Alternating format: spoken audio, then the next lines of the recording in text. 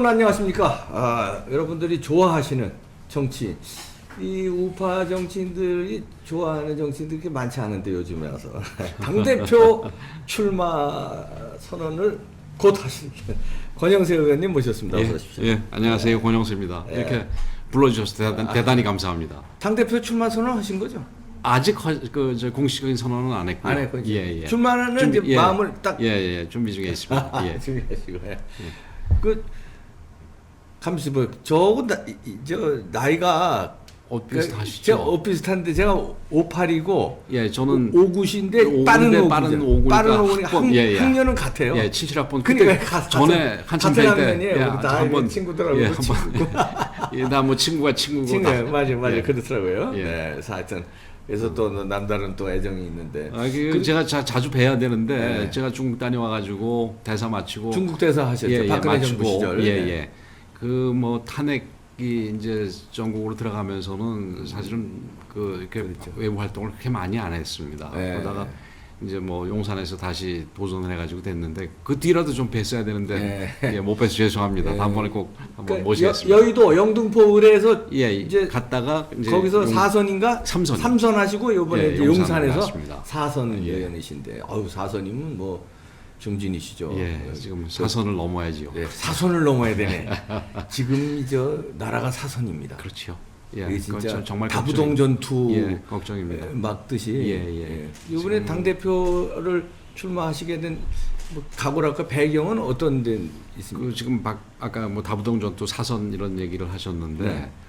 지금 내년 저 대통령 선거 네. 거기서 만약에 우리가 패배한다면은 네. 그래서 문재인 정부 2기가 생긴다면 우리나라가 저는 이대로 갈 수 없다고 그렇죠. 생각이 됩니다. 네. 그래서 이 부분에 대해서는 정말 중요한 대선이고 나라의 운명이 갈리는 대선인데 네. 제가 고맙게도 네. 이 대선을 여러 차례 제가 핵심적으로 관여했던 적이 있습니다. 우리 네, 두 그렇죠. 번째 때는 우리 이봉규 대표님하고도 네. 긴밀하게 연락하면서 했던 네. 기억이 있는데 2007년도에 MB와 박근혜 당시 그랬었죠. 후보 간에 이제 경선을 할 때는 그 당시에 경선이 엄청나게 치열했지 않습니까? 그럼요. 그래서 예. 그 당시에 다 이렇게 이쪽 저쪽으로 줄 서다 보니까 네. 이 경선과 관련해서 이 중립적으로 관리할 사람들 위원회를 구성도 못해야 할 정도로 그렇게 갈렸었습니다. 그래서 제가 지금 당시에 제 대선배들한테 이런 식의 줄 세우고 줄 서고 하는 오야분 꼬붕 정치 하지 말라고 일가를 했던 기억도 있는데 최근에 어디 방송에서 자료 화면으로 썼더라고요. 그래서 중립적으로 제가 관리하는 이 역할을 최고위원으로서 했던 경험도 있고, 그다음에 2012년 대선에서는 아시다시피 제가 핵심적으로 이 박근혜 대통령 당선을 위해서 그렇죠. 역할을 했던 경험도 있고, 두 번은 그래서 잘 됐습니다만은 또 세 번째로는 2017년에 반기문 총장이 제3지대에서 제3지대를 봐야 사실상 우파 후보였었지요. 거기서 그러니까 대선 도전을 하는 과정에서 제가 깊이 관여를 했지만, 그러니까 결과적으로는 이 중간에 접어야 되는 그런 상황을 제가 아주 핵심적으로 이 핵심 속에서 볼 수가 있었습니다. 그래서 이런 세 번의 경험이 그냥 내가 좋은 경험했다가 아니라 지금 내년 3월 9일 대선에서 반드시 이런 저한테 주어진 자산 같은 건데 이걸 반드시 우리 대선 승리를 위해서 써야 되겠다. 안타깝게도 지금 지난 대선, 지난 대선 이런 때에 핵심적으로 일했던 분들이 감옥에 많이 가 계시고, 지금 우리 당내에는 경험을 했던 분들이 별로 없습니다. 그래서 제가 아무래도 이걸 써야 되겠다. 이번에 한마디로 이제 요약을 하면 대선용 당 대표인데 이번에는 그렇죠. 1년밖에 안 남으니까. 그러니까 이제 권영세 의원 본인 자신이 대선을 많이 치러본 노하우를 이번. 자, 그렇다면은 지금 저는 당 안에서 아니라 밖에서 보면 지금 대선 주자가 거긴 지금 안 보여요. 미안한 말씀입니다만. 그러니까 결국은 그럼 당 대표가 되신다면 그러면 윤석열 전 총장을 어떻게 이렇게 영입하는데 결정적 역할을 하신다는 겁니까? 아니면 어떤 보관이 관련해서 그 부분 좀 미리 말씀을 드려야 될 것 같은데 지난 4월 7일 이 재보궐선거, 특히 서울시장 재보궐선거에서 우리가 이겼지 않습니까? 네. 그래서 그러니까 우리가 연전연패하던 분위기를 바꿨다는 점에서는 굉장히 바람직한데, 네. 근데 문제는 그 뒤에 우리 당이 좀 너무 들떠 있는 게 아닌가. 약간 좀 해이해지신 것 같아요. 그런 걱정을 예. 합니다. 내년 대선 경우에 예. 지금 우리 이 대표님께서 말씀하셨듯이 우리 후보들의 어떤 상황을 보면은 절대 좋은 상황이 아니고 내년 대선이 굉장히 어렵게 갈 거라고 저는 예측을 합니다. 근데 너무 쉽게 보는 게 아닌가 이렇게 생각이 되는데 지금 우리 후보들이 당내에 있는 후보들이 사실은 굉장히 그 지지율이 미미한 상황 아니겠습니까? 네. 근데 뭐 본인들 탓도 있겠지만 지난 1년 동안 김종인 비대위원회 체제에서 비상대책위원회 체제에서 우리 후보들한테 어떤 마이크를 전혀 주어지지 않고 오히려 그 폄훼했던 것도 사실은 뭐 마이크 안 주어진다고 될 사람은 다 되죠. 마이크를 안 주어진 정도를 넘어서서 해방을 넣나요? 예, 폄하를 했던 부분 이미 뭐 다 평가받은 사람이니까 뭐 안 된다 뭐 이런 식의 했던 부분도 원인이 있다고 생각이 됩니다. 그래서 지금 그 윤석열 후보가 바깥에서 뭐 후보라기보다는 지금 전 총장이라고 아직은 얘기해야 되겠죠. 제일 높으니까. 제일 높지요. 네. 뭐 절대적으로 높은데 그렇다고 해가지고 지금 그 한쪽만 바라봐서는 저는 안 된다고 생각이 되고 이 화살 촉에 이 화살통에 화살들이 좀 많이 있어야 된다고 생각이 됩니다. 그게 결국은 윤석열 총장한테도 전 총장한테도 정치를 만약에 선언을 했을 경우에 도움이 된다고 생각을 합니다. 그리고 그런 면에서 윤석열 총장이 이제 뭐 제3지대 얘기도 많이 나오고 있습니다만은 결국은 저는 우리 당에 들어올 거고 들어와야 된다고 생각을 합니다. 근데 그 과정에서 본인이 이거 뭐 대선 나가는 거는 이건 이 간단한 선거 뭐 이렇게 회장 선거 나가는 것도 아니고 굉장히 중요한 거니까 뭐 친소관계가 좀 있다 하더라도 누구 말만 듣고 바로 오지는 않을 거라고 생각이 됩니다. 그러나 이제 좀 우리 당으로 들어오는 게 윤 총장을 비롯해서 잠재적인 제3 후보들한테도 결국은 사는 길이라는 거를 진솔하게 설명을 한다면은 저는 뭐 들어올 거라고 생각을 합니다. 메신저가 있습니까? 그 당에서 윤석열 총장하고 지금은 윤 총장이 아마 정치인들을 거의 안 만나고 있는 것 같고 이제 본격적으로 선언을 하게 되면 만나게 될 텐데 메신저는 뭐 충분히 있을 수 있고 뭐 예를 들면 좀 저라도 얼마든지 권영세 의원님도 뭐 개인적인 뭐 친소관계가 있습니까? 예, 뭐 저희 사실은 학교 다닐 때는 굉장히 가까운 선후배 그러네요. 사이였었죠. 2년 선배신가요? 예, 제가 2년 선배입니다. 법대. 예, 법대 2년 서울법대 직속 2년 선배니까. 좀 묘한 게 서울대학교의 그 법과대학에 형사법학회라는 모임이 있는데 그 모임에 2년 선배가 지금 최재형 감사원장이고 그다음에 2년 후배가 윤석열 전 총장이죠. 중간이시네. 그렇습니다. 그래서 제가 윤석열 전 총장 같은 경우는 제가 그 형사법학회 들어오라 해가지고 제가 뽑았습니다. 그게 3학년 때 1학년 신입생을. 그렇죠. 제가 이제 회장을 하고 있었으니까. 회장이었으니까 3학년. 그래서 그런 인연도 있고 뭐 그 후에도 그러니까 가끔씩 뭐 특히 제가 그 두 해 후배들이랑 굉장히 가깝게 지내는 친구들이 많아서 같이 보고 그랬지요. 그거 그렇지. 학교 다닐 때 같은 또 우리 말하면 서클이라고 그러죠. 그렇죠. 서클 활동도 하는 이제 친한 동생 후배고.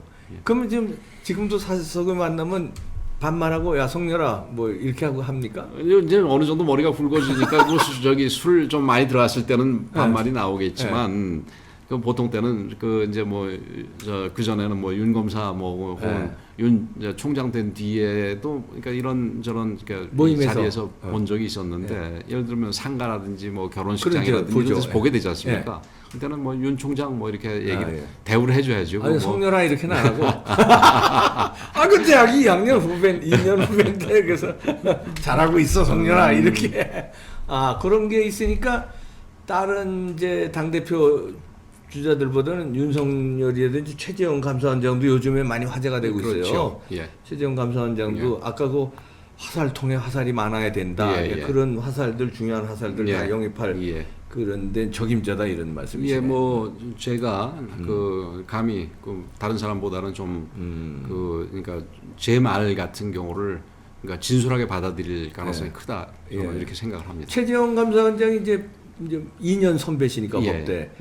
거기도 같은 서클이셨어요? 예, 그렇습니다. 야, 그렇죠. 우리나라 그 서클 대단한 서클이다. 그 지나고 나니까 대단합니다. 지나고 나니까 그 대단한 서클이네요. 지금 이제 우리 정치권에는 그 박진 의원님, 박진 거기가 의원님도 선배고 거기에요. 예, 또 예. 그 서클에. 그리고 지금 현역은 아닙니다만은 그 석동현 변호사, 석동현 변호사님, 예. 잘 아실 겁니다. 예. 거기도 저기 같이 이 서클이고 그렇습니다. 야, 그러네요. 그러면 이제 최재형 감사원장도 아까 얘기한 화살통에 중요한 자산인데 어떤 입장이실까? 최재형 감사원장도 이렇게 모실 그를 최 감사원장 최 선배는 학교 다닐 때부터 좀 그러니까 조용하고 그렇게 자기 주장 강하지 않고 이렇게 그러나 이게 좀 단단해 보이는 그런 선배였습니다. 그래서 까탈스러운 선배구나, 그러니까. 그렇진 않고요. 그렇지는 않고요. 예, 그렇진 않고요. 좀 과묵한 편이죠. 예. 근데 정치하고는 이렇게 좀 떨어져 있을 것 같은 그런 분이고 그래서 오늘인가요? 뭐 입양의 날 맞아가지고 인터뷰 나왔더라고요. 인터뷰가 나왔는데 정치 부분은 사양한다 그래서 완전히 입양에 관한 얘기만 하셨더라고요. 근데 그 뭐 나라에 대한 애국심이라든지 책임감이라든지 이런 게 있는 분이니까 이게 아마 정말 본인이 아니면 안 될 상황이라면은 좀 생각을 달리할 수도 있다고 생각이 됩니다. 그건 뭐 아직은 아니지만 그래도 이제 그 대학 때 이제 2년 선배잖아요. 그때 이제 최재형 감사원장의 그 선배에 대한 그 말하는 일거수일투족 보면서 그 인품이라든가 하여튼 그 과내거든 소문이라든가 이런 게 있잖아요. 직접 안 친해도 그런 걸로 봐서 정치를 도전할 걸로 보십니까? 아니면 안 할 걸로 보십니까? 쉽게는 조금 아까 말씀드렸듯이 쉽게 정치권에 들어올 분은 아니지만, 그러니까 이 본인이 그러니까 이 나라가 엉망으로 가는 거에 대해서 본인이 아니면은 그 막을 수가 없다라는 생각이 들게 된다면, 그런 또 책임감이 굉장히 그 아버님 때부터 시작해서 책임감이 굉장히 강한 분들 아닙니까? 그래서 그런 부분에서는 그 생각을 바꿀 수도 있다고 생각합니다. 그래서 그런 부분도 이제 대표가 된다면은 이제 접촉을 좀 해볼 생각입니다. 이 막중한 그 본의 아니게 뜻하든 뜻하지도 않든 대학 때부터 그런 인연으로 저희가 이제 저도 이제 가끔 그런 얘기를 했는데 윤석열, 최재형 감사원장 이렇게 투톱이 돼서 나라를 이끌면은 굉장히 괜찮겠다. 장단점이 있잖아요. 그렇죠. 윤석열 총장은 이제 좀 저까지 같이 넣어서 3톱. 그러니까 그래서 중간에 이제 저기 되니까 그럼 만약에 당 대표가 되신다면 투톱을 모셔와서 말하면 런닝메이트 제도는 없지만 아니 공헌을 하면 그게 공약으로 런닝메이트로 해서 한 분 대통령하고 한 분 총리한다 이런 런닝메이트 나중에 그럴 수 있는 거죠. 그렇죠. 그건 어떻게 생각하십니까? 저 아주 좋은 생각이라고 생각을 합니다. 그래서 그런 분들이 지금 이 정부를 보면은 대통령도 좀 그러시고 총리도 좀 그러시고 좀 그런 정도가 아니지 않습니까? 제가 너무 점잖게 표현했나요? 너무 점잖게 표현하시네. 그러다 보니까 이게 나라가 지금 완전히 엉망이 되고 있는 상황 아니겠습니까? 지금 최근에 저는 왜 김부겸 총리 지명자 가지고 지금 시끄럽지 않습니까? 이게 시켜야 되느냐 말아야 되느냐. 저는 그 부분에 대해서 라임 사태라든지 이게 의혹이 해결되지 않으면은 저는 문제가 있다고 생각을 하는데 그럼 지금 총리가 대통령이 아무리 득제를 하더라도 총리가 있어야 되는 거 아니겠습니까? 그렇죠. 유고시에 또 받아야 되니까. 그렇죠. 그러니까 근데 총리가 지금 본인 정치 활동 하시느라고 그냥 그만두고 나가버린 거 아니겠어요? 그렇죠. 이런 대통령, 이런 총리가 있는 나라가 지금 코로나로 인해서 어렵고 또 자체도 어렵지만 경제도 어렵고 또 코로나 이후에 세계가 거의 뒤집어지다시피 할 텐데 거기에 대한 대비도 전혀 안 돼 있고 이런 그저 그냥 선거나 정치에만 이 관심을 두는 정권이라는 게 이게 있어서는 안 되는 정권 아니겠습니까? 그러니까 반드시 이거는 이기는 막아야 돼요. 있어서는 안 돼. 귀태 발언 누가 했는데 있어서는 안 된 정권인데 어저께 4주년 특별 선언인가 한 거 들으셨어요? 어떻게 평가하십니까? 문재인의 제가 당시에 약속이 있어서 그 뒤에 다시 이렇게 쭉 봤는데 지난 4년 해왔던 모습 에서 한 발짝도 더 안 나갔습니다. 지난 4년 동안 그럼 이제 나머지 1년 동안에 뭐가 지금 이렇게 망쳐져 있으니까 반성이라도 하고 1년 마무리를 잘하겠다라는 어떤 그런 모습이라도 조금 흔적이라도 있어야 되는데 우선 죽비를 맞았다는 것도 말입니다. 죽비 정도가 아니라 이건 몽둥이로 맞고 이건 회초리로 맞았다고 그래도 부족할 판인데 죽비 정도로 생각을 하니 이게 부동산 문제도 이게 고쳐지겠습니까? 그러니까요. 죽비 맞았다고 하면서 또 정책은 밀고 나가겠대요. 그러면 그렇죠. 그 맞은 겁니까? 그렇죠. 아무리 시원찮게 죽비래지만. 이게 참 걱정입니다. 지금 웃고 얘기하지만 이게 웃을 일이 아닙니다. 아니 근데 왜 그런다고 보세요? 근원적으로 문재인이라는 사람이 문제가 있는 사람입니까? 아니면 왜 저렇게 4년 동안 이상하게 망가뜨려 놓고 아직도 저렇게 고집을 부릴까요? 이유가 뭐라고 생각하세요? 뭐 어떤 면에서는 그 지금 같은 분인 그 모습이니까 4년 동안 망가뜨렸다고도 볼 수 있고요. 원래 그런 사람이니까. 저는 처음에는 좀 이렇게 합리적이고 외모 보면은 굉장히 합리적이고 뭐 이렇게 그렇죠. 그 생기셨지 않습니까? 그래서 좀 그래도 합리적으로 가지 않겠나 일부분이라도. 근데 합리적인 부분이 하나도 없지 않습니까? 지금 지난 4년 동안에 이 정부의 정책이라고 그 내놓은 것 중에서 우리가 그건 제대로 실현됐다라는 건 적폐청산 하나밖에 없습니다. 근데 적폐청산도 아주 혹독하게 저기 잘못된 적폐청산이죠. 그렇죠. 너무 지나치고 정적청산 같은 그렇죠. 경우로 진행이 됐고, 그래서 뭐 대책이 있다면 정책이 있다면 선거 정책밖에 없지요. 표장사.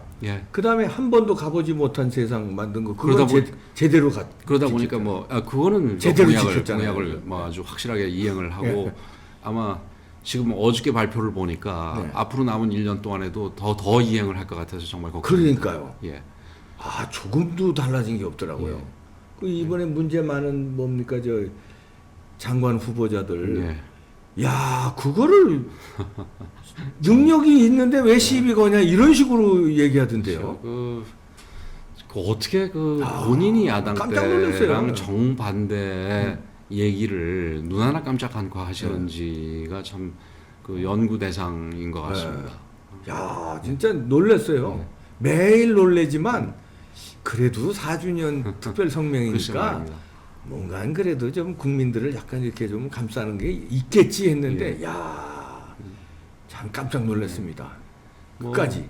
하나 정도 어저께 여러 가지 얘기를 하셨지만 하나 정도 그나마 건질만한 거는 이제 사면과 관련해서 그 지난번보다는 조금 진일보한 부분은 좀 있다라는 부분. 그런 정도 외에는 무슨 부동산 대책부터 시작해서 뭐 인사청문회, 그러니까 장관 임명 부분부터 시작해서 지금 모든 부분들에서 이게 전부 앞으로 우리가 아직 한 번도 경험해보지 못한 부분을 또 경험을 하고 또 경험을 하겠구나 이런 생각이 들게 만드는 내용이었습니다. 사면 말씀을 하셨으니까 그 박근혜 대통령 때 주중대사 하셨잖아요. 사실 주중대사는 막중한 자리거든요. 주미대사, 주중대사가 완전히 우리 외교의 근간 투톱인데 그만큼 이제 믿을 사람을 내보내는 자리인데 박근혜 대통령이 권영세 의원은 진짜 믿으시고 그렇게 했는데 지금 아직까지도 감옥에서 저렇게 있는 거 보고 굉장히 안타깝게 생각합니다. 그래서 저는 그 여러 가지 면에서 이 문재인 대통령이 좌고우면하지 말고 그 뭐 지금 국민 여론 이런 얘기를 하시는데 그럴 거면 여론조사로 정치를 하지 통치를 하지 뭐 하려고 하겠습니까? 그렇게 합니까? 그 박근혜 대통령이나 이명박 대통령의 그 어떤 그 나이, 그러니까 둘 다 고령이시잖아요. 그리고 건강 상태, 안 좋고, 그리고 또 지금 뭐 저 어저께 기자회견 내용은 정말 그 우려스럽지만 그래도 남은 1년 동안이라도 좀 제대로 해야지 우리나라가 그나마 나은 거 아니겠습니까? 근데 그 제대로 해 나가려면은 이게 지금 본인 지지율도 어떤 여론조사에 의하면 이제 30% 밑으로 떨어진 상황에서 그 여야를 이렇게 아우르면서 정치를 해야 될 거 아니겠습니까? 그래서 그런 아우르고 통합한다는 차원에서도 우리 그 지금 두 분 대통령에 대해서 사면도 해야 된다고 보고 또 아울러 이거 어제 뭐 이재용 부회장인가요? 거기 사면 얘기도 나왔습니다만은 지금 그 사실 20대 30대들이 뭐 분노하고 지난 보궐선거 때 분노 투표를 한 이유가 그러니까 이 뭐 공정에 대한 그 지난 정부에 대한 네. 이 정부에 대한 그 지난 4년에 대한 비판, 특히 공정성에 대한 그 이 분노 이런 투표였던 거 아니겠습니까? 근데 사실은 이 공정성 이런 부분도 이게 그 본인 상황들이 굉장히 어렵다라는 데서 시작을 해야 되고, 어려운 이유가 사실은 일자리 부분이 제일 크다고 생각을 합니다. 근데 그 일자리 누가 만들겠습니까? 기업이 만드는 거 아니겠습니까? 그래서 기업에 대해서 지금 이 경제도 어려운 상황에서 좋은 일자리를 만드는 기업들을 위해서 좀 우리 대통령이 이제라도 좀 신경을 써야 되고, 그런 상징적인 의미에서라도 좀 사면을 하는 게 근데 옳겠다 이렇게 생각합니다. 4년을 저희들이 이제 국민들의 입장에서 보면 4년을 저렇게 폭정으로 저렇게 망가뜨리고 그러면서도 뻔뻔스럽고 아직도 고집을 부리는데, 그럼 야당은 뭐 했냐 이렇게 또 나와요. 왜 못 막냐? 그러면 이제 야당에서 국민의힘은 수적 열세라서 어쩔 수 없다고 그러는데, 아니 수적 우리가 당신들을 그렇게 싸우라고 대신 싸우라고 뽑아줬으면 싸워서 막든지, 법사위원장 하나 못 지키고 공수처고 뭐고 다 내주고 뭐 상임위 다 내주고 이렇게 폭정 못 막고 그러면 뭐 어떡할, 대의민주주의가 이게 되는 거냐, 이렇게 국민들이 원망해요. 어떻게 생각하십니까? 뭐 그 부분에 대해서 사실 할 말이 없습니다. 할 말이 없는데, 그 지금 숫자도 유례가 없었던 거는 틀림없이 맞고요. 그러니까 뭐 180대 103이라는 거가 그런 차이가 난 적이 근래에 없었고, 그다음에 또 그러니까 우리가 혹시 많았을 때 같은 경우는 나름대로 국회의 어떤 관행이라든가 법규라든가 따랐잖아요. 그래도. 존중을 해주고, 법사위원장 저쪽 다 그렇죠. 주고 그랬잖아요. 그렇죠. 다. 근데 그런데 비해서 지금 여당은 정말 금도를 모르는 여당입니다. 지금 숭악한 여당을 만나고 있어가지고 그런 측면도 있는데, 이제 저희들이 할 말이 없는 부분은 그렇다 하더라도 그게 이게 뭐 국회에서 드자비를 하고 이런 부분은 뭐 법이나든가 여러 가지 또 국민들이 그런 걸 좋아하지 않는 부분에서 어렵다 하더라도 나름대로 좀 더 고민을 하고 머리를 써가지고 그러니까 우리 당이 이런 만큼 노력을 했는데도 못 막는구나 하는 모습까지는 보여줘야 되는데 그런 모습조차 보여주지 못한 부분은 우리 원내 지도부, 당 지도부, 지난 1년 동안의 원내 당 지도부가 좀 잘 못한 부분이 있다고 생각을 합니다. 심지어는 이런 불평까지 나와요. 아니 맨날 숫자 적다고 뭐 피해자 코스프레 하는 거냐. 왜 103명이나 있는, 어떻게 많게는 많은 건데 103명이 있어서 그건 뭐 하는 거냐. 이런 말도 나오고. 뭐 조금 아까는 제가 뭐 지도부만 얘기를 했습니다만은 또 이게 지도부뿐만 아니라 저같이 구성원들 모두가 사실은 조금 더 반성을 해서 좀 더 치열하게 해야 되겠지요. 근데 이제 진짜 아까 말씀하신 대로 이제 대권이 진짜 한 번 더 저런 이런 문재인, 제2의 문재인이 집권을 하면은 미래가 없잖아요, 나라가. 그러면 이제 집권을 해야 이제 정권 교체를 해야 될 텐데, 이제 당 대표가 되시면은 그 역할을 제일 잘하실 분이라고 그러셨는데, 만약에 저쪽에서 이건 어떻게 해요? 여기 나오신 정치인들한테 공의 질문하는 건데요. 만약에 저쪽에서 부정선거를 써서 딱 정해놨으면 아무리 국민들이 응원을 해줘도 지난번 4.15 선거도 부정선거였다고 강력하게 저는 의심을 하는 사람 중에 하나거든요. 그 점은 어떻게 생각하십니까? 그래도 지난 4.15 총선은 저희들이 또 바깥에서 그 아주 강하게 문제 제기를 하시다 보니까 상당히 조심들을 했고, 저희들도 그러니까 이 요소에서 부정의 소지가 있는 부분들에 대해서 뭐 그게 CCTV가 됐건 뭐가 됐건 봉인지도 봉인 부분이든 이런 부분을 철저히 나름대로 했다고 생각을 해서 저는 지난 4월 7일 보궐선거는 보궐선거는 제대로 됐죠. 제대로 됐다고 생각을 합니다. 그래서 이런 부분에서 대선 같은 경우는 더 큰 게 걸려 있는 거 아니겠습니까? 그래서 저 사람들이 뭐 어떤 생각을 할 줄 모르니까 그 부분은 지금 4월 7일 보궐선거에 신경 썼던 것보다 훨씬 더 좀 노력을 해야 될 부분이라고 생각을 합니다. 그래서 사실 CCTV라든가 이런 부분에 대해서 조금 그러니까 부족한 거를 다 이제 확충을 하지 못했거든요.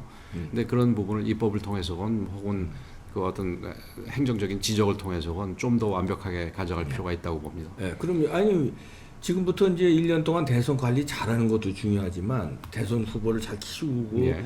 이런 것도 중요하지만 도둑 안 당하는 것도 중요하죠. 그러니까요. 아니 그렇게 잘하면 뭐 합니까? 예. 도둑질을 해가면 예. 공부 열심히 하는 것도 중요하지만 열심히 한 공부가 상대방 반칙을 안 하게끔 공정 경쟁을 하게끔 만드는 것도 중요한데 저들은 보통 사람들이 아니에요.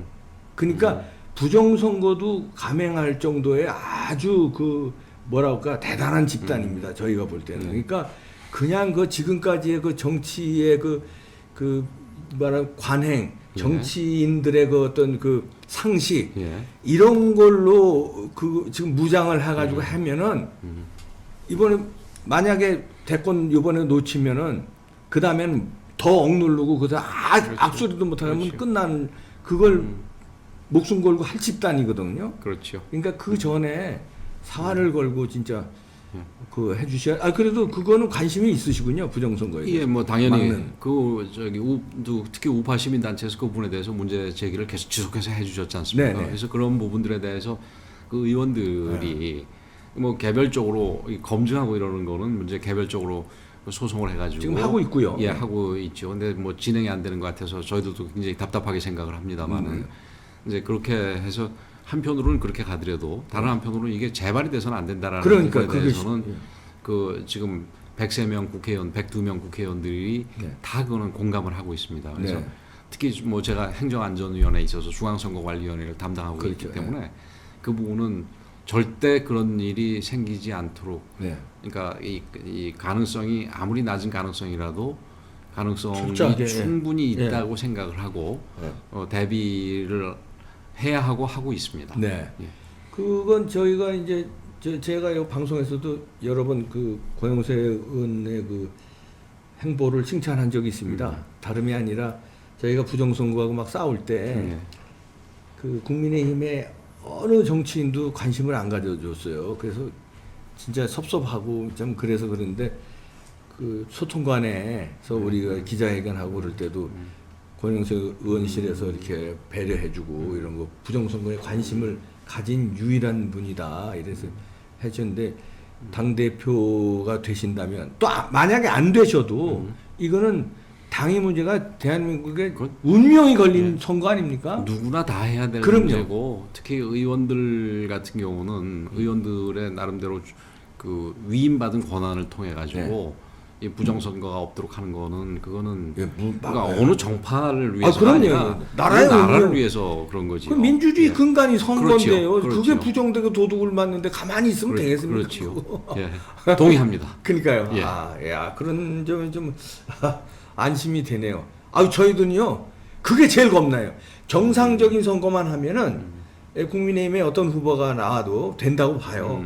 근데 정상적인 선거가 아니면 이건 뭐 백방 노력해도 소용없으면 선거 끝난 다음에 그 아무리 밝히자고 해봐야 지금 우리가 얼마나 싸우는데도요, 효과가 없어요. 이렇게 싸워도. 이 대표님 말씀 중에 대부분 동의하지만 하나는 동의하지 네, 말씀하시죠. 않는 부분이 그 내년 선거가 그렇게 그러니까 누가 나와도 된다 이거는 저는 동의하지 않습니다. 아, 그렇죠. 예. 그거 제가 잘못했네. 누가 나갔으면 좋겠습니까?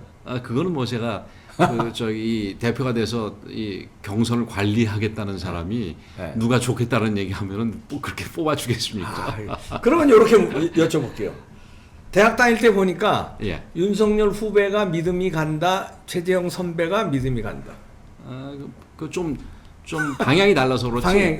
평가를 해주시면. 다 저기 좋은 저기 선배이고 후배고 좋은 사람이고. 아니 그 그렇게 선배를 따라가지고. 이렇게 뭉뚱그리지 마시고 그래도. 예. 근데 그거 그럼 뭐- 특징을 최재형의 특징과 윤석열의 평가를 딱 이렇게 한마디로 해주시면. 최재형 감사원장은 굉장히 바른 선배입니다. 바른 사람, 예, 바른 사나이. 예, 뭐든지 바른 사람이다. 그러면서도 그 발음을 자랑하지 않고. 그러니까 저희가 그 왜 저기 그 몸이 불편한 그러니까 친구 친구를 있을 때. 계속해서 업어서 네. 등교를 시키고 뭐 그랬다는 네, 거 아닙니까? 네, 저도 네. 몰랐어요. 학교 다닐 때 모르셨구나. 그런 예. 거를 이렇게 내세우거나 이러지 않는 분이고 그 윤석열 전 총장 같은 경우는 그 나름대로 이게 저기 정의감도 강하고 정의감. 예, 그다음에 그 자기 뚝심도 있고 고집도 있고 배짱도 있고 뭐 그런 부분들이 아주 높이 평가를 할 만합니다. 바른 사나이 대 정의의 배짱 사나이. 둘 다 그러니까 덕목이 조금씩 다르니까 이게 몇 점이고 저게 몇 점이냐 이게 이렇게 평가하기는 그렇죠, 어렵죠. 그렇죠. 예. 그럼 이 대통령이라는 자리는 특수한 게 요구되잖아요. 그러니까 덕목이 여러 개가 있었지만 그 중에 제일 큰 덕목은 뭐라고 생각합니까? 저는 그러니까 제일 중요한 거는 좀 애국심. 뭐 이 파벌심이 아니라 그렇죠. 애국심입니다. 지금 이번 문재인 대통령을 보면서 이분이 과연 애국심이 있나 저는 좀 의문이 들어요. 그래요. 그러니까 어떤 특정한 파벌이 계속해서 뭐 거기 그쪽에 계신 분들이 이해찬 뭐 전 대표부터 시작해가지고 뭐 보수를 괴멸시키고 약간 진보 좌파들이 계속해서 거기서 100년 하겠다는 거 아닙니까? 그거는 그 나라를 생각하는 게 아니라 파벌을 생각하는 거지요. 근데 이게 그게 아니라 우선은 나라를 생각하고 나라의 미래를 생각하는 거가 대통령의 그 제1 덕목이라고 생각이 됩니다. 사실은 능력도 둘째입니다. 능력은 뭐 YS께서 저는 옛날에 얘기하셨듯이 머리는 빌릴 수 있다는 거 아닙니까? 그렇죠. 그러니까 본인이 사람만 제대로, 그러니까 나라를 제대로 그 애국하는 마음이 있다면은 그럼 좋은 사람 머리를 빌려서라도 이게 나라 발전을 위해서 할 텐데 그게 없이 뭐 파벌을 생각한다면은 그게 뭐 어쨌든 자기 파벌의 어떤 승리만을 위해서 아까도 제가 말씀드렸듯이 뭐 좋은 정책이 없이 좋은 선거 대책만 있는 거지요. 이렇게 가면 곤란하다. 그래서 그런 면에서는 애국심이 아주 좀 진부한 대답 같습니다만. 아니 그게 아니라요. 오죽 문재인 이 정권이 애국심이 없는 정권이 집권을 하다 보니까 덕목이 애국심이 이게 당연한 사실은 애국심이란 국민한테 물어봐야 되는 건데 통치권자가 이런 나라가 됐습니다. 이게 지금 그렇지요. 바깥에서 생각할 때는 이게 일반 국민들도 다 애국심을 가져야죠. 대통령이 되고자 하는 덕목을 애국심으로 꼽는다는 게 참 이게 슬픈 현실이에요. 슬픈 현실인데 저는 그러면은 좀 짚고 싶습니다만 윤석열의 애국심과 최재형의 애국심 어느 애국심이 세다고 보세요? 그거는 제가 달아보질 않아가지고. 그래도 다 애국심들이 강한 사람들입니다. 좀 논란이 될 말은 안 하시네. 하여튼 그거는 좀 믿음이 갑니다. 이거 부정선거에 대해서 못하게끔 이번엔 총력을 기울이겠다는 거 하고 화살 통해 화살이 하나만 있는 게 아니라 몇 개를 하는데 윤석열, 최재형 이런 그 좀 자유파의 인재들을 어떻게든지 모시는데 다 이렇게 좀 많이 모셔가지고 그래야지 저는 이게 아주 한 가지 지엽적인 면일 수도 있지만 이번 4월 7일 보궐선거만 보더라도 저쪽에 네거티브가 얼마나 심했습니까? 이거 뭐 지금 저쪽에 무슨 뭐 저기 박영선 후보나 김영춘 후보의 정책이 뭐였는지 별로 생각 안 나고 그 공격한 것만 생각이 나지 않습니까? 이번 대선은 뭐 더 할 거라고 생각이 됩니다. 그리고 저 정당은 김대엽 사건부터 시작해서 그 서른 의원의 뭐 기양건설 사건 이 네거티브 이게 조작해내는 데는 일가견이 있는 정당 아닙니까? 그래서 그런 면에서 이제 네거티브 부분도 이번에 기승을 부릴 거라고 생각이 되는데 예를 들어서 뭐 후보가 한 후보만 있고 나머지는 뭐 다 이제 거의 뭐 시들시들한 후보밖에 없다면은 그런 부분도 한 사람한테 집중될 거 아니겠습니까? 근데 이게 좀 화살통 안에 화살이 여러 개 있으면은 이 화살도 공격을 해야 되고 저 화살도 공격을 해야 되니까 나름대로 고민이 되겠지요. 오세훈 시장은 그 화살통 안에 또 하나 화살일 텐데 오세훈 시장도요. 오세훈 시장은 잘하고 있다고 보십니까? 지금 당선된 뭐 지금은 잘하고 있다고 생각이 됩니다. 좀 우파에 계신 분들이 좀 좀 못마땅하고 좀 부족한 아니 급하잖아요. 지금 1년짜리 시장인데 빨리빨리 지금 할 걸 해야 되는데 안 하시니까 그러니까 좀 답답한 부분도 있을 텐데 오 시장이 현재 처해 있는 입장을 생각하면서 좀 이해를 해줄 필요가 있다고 생각이 됩니다. 지금 뭐 한 100 몇 명 의원 중에서 102명인가가 시의원 그렇죠. 시의원이 그 뭐 우리 당 시의원이 지금 6명인가밖에 안 되거든요. 나머지는 다 저쪽이죠. 다 저쪽이니까 이거는 그 상임위의 어떤 상임위는 우리 당 시의원이 한 명도 없는 상임위도 있습니다. 아이고, 그러니까 이 그런 상황에서 걸핏하면은 발목 잡고 그런 입장이니까 지금 본인이 생각하는 거를 마음 놓고 이렇게 이 집행을 하거나 이가 지금 어려운 상황이죠. 그래서 그런 부분은 좀 그래도 기다려 주셔야 된다. 맞서서 해달라고 열렬히 그렇게 국민들이 자유파 시민들이 응원해서 했으면 조금 이렇게 기다려 주시는 것도. 아니, 김어준이 저렇게 난동 부리는데 그것도 서울시 예산을 거기 400억 가까이 교통방송에 쓴대요. 그렇죠. 근데 그렇게 계속 지금 오만방자하게 난동하는데 그 400억이라도 예산 감사 제대로 해야 될 거 아닙니까? 그건 시장으로 충분히 할 수 있는 거 아니에요? 예산을 보고 배정을 안 하는 거를 이제 나중에 시장이 할 수 있을 텐데. 그러니까 배정 안 하면 되는 거 아니에요? 지금 예산은 이미 작년에 다 배정이 됐겠죠. 그래서, 예. 나갔구나 이미. 그렇죠. 그래서 이제 다 배정이 된 상황이고. 감사는 할 수 있는 거 아니에요? 감사는 또 그 예산 감사는 시의회가 주로 하는 거지. 그게 시장이 할 수 있는 게 아니거든요.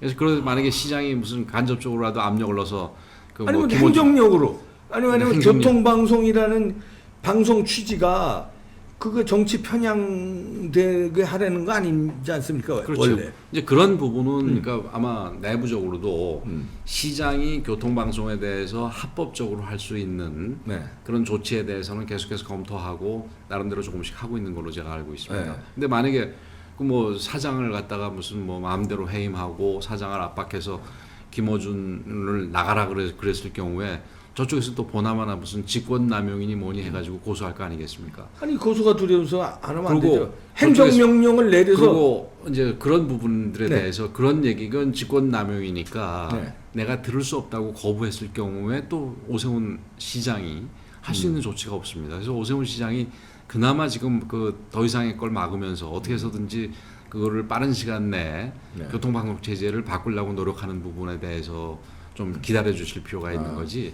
좀 너무 이렇게 방법 마련하고 있다 이런 그렇죠. 말씀이시죠. 예, 근본적으로 그런 걸로 알고 있습니다. 저희가 시장의 권한도 있는데 행정명령으로 예를 들어서 편파적으로 운영하는 건 교통방송 설립 취지에 안 맞는다. 지금 나라 우리 그러니까 지방 정부가 아니라 중앙 정부 같은 경우도 이게 대통령이 잘못된 생각을 가지고 그 대통령의 잘못된 생각을 따르려고 그러는 한 200명 가까이 되는 의원들이 있으니까 서로 조합이 돼서 이게 지금 이상하게 돌아가는 거거든요. 근데 사실 그 안타까운 부분이 지난 이 작년 총선에서 우리가 조금이라도 의석이 더 많았다면은 지금 우리가 한 번도 보지 못한 나라를 좀 덜 봐도 될 뻔했는데 그런 아쉬움은 남아 있습니다. 근데 지금 같은 경우는 저쪽은 마찬가지로 여기보다 훨씬 더 많은 수의 시의원이 있다 보니까 거꾸로 국회가 대통령을 쥐고 흔들듯이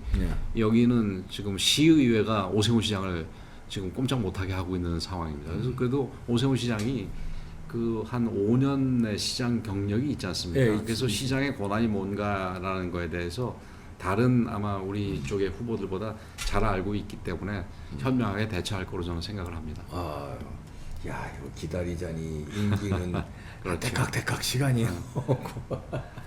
그래서 그런 걸 또 잘 대처를 하다 보면은 내년에 이 지방선거에서 또 이제 오세훈 시장이 재선도 될 수 있고 내년쯤에서는 지방의회 구성도 지금 같지는 않을 거 아니겠습니까? 그렇다면은 이제 그때 본격적으로 이 비정상의 정상화를 시킬 수가 있겠지요. 홍준표 전 대표가 오늘 페이스북인가 쓰셨던데 왜 윤석열은 애걸복걸하면서 데려가려고 그러고 왜 나는 복당 안 시키냐? 그건 어떻게 생각하실까요? 기자회견도 하셨던데 저는 여태까지 사실은 계속해서 반대했었지요. 아직 좀 이르다 그랬는데 이제 대선을 앞둔 상황에서 아까 화살통 얘기에 따라서 결국 그분이 후보가 될지 말지 이런 부분에 대해서 호불호 부분은 국민들이 판단하고 당원들이 판단하고 이제는 입당을 해야 될 때가 아닌가 이렇게 생각을 합니다. 아이고 제가 바쁘시니까 더 오래 못 붙으시고 하여튼 마지막으로 시청자분들한테 한 말씀 하시고 마치는 걸로 하겠습니다. 오늘 제가 이런 좋은 기회에 제 말씀을 드릴 수 있게 만들어준 우선 이 대표님께 감사드리고 그 이 대표님하고 말씀하는 과정에서 우리 우파 시민들께서 지금 우리 국민의힘에 대해서 여러 가지 부족함과 불만 그리고 또 어떤 면에서는 이 분노도 있으시리라 생각이 됩니다. 그래서 저희들이 더 심기일전에서 열심히 해가지고 우선 뭐 제일 중요한 게 다른 거 없습니다. 이번 전당대회에서도 그 대표가 다른 뭐 개혁도 좋고 다 좋지만 내년 대선에서 승리하는 그 대표 승리를 만들어내는 지도부를 구성하는 게 제1입니다. 내년 대선에서 그 반드시 승리해야 대한민국이 더 이 멸망의 나락으로 빠지는 걸 막을 수 있습니다. 제가 앞장서서 우리 국민의힘 붙들어내고 또 내년 대선 승리 반드시 만들어내도록 그렇게 하겠습니다.